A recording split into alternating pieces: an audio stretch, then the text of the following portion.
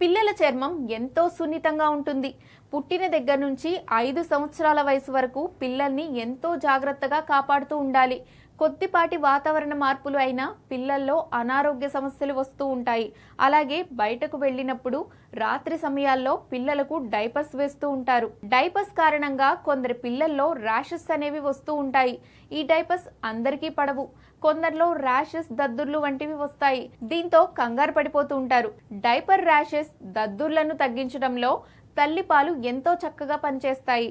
తల్లిపాలలో ఎన్నో పోషకాలు ఉంటాయి.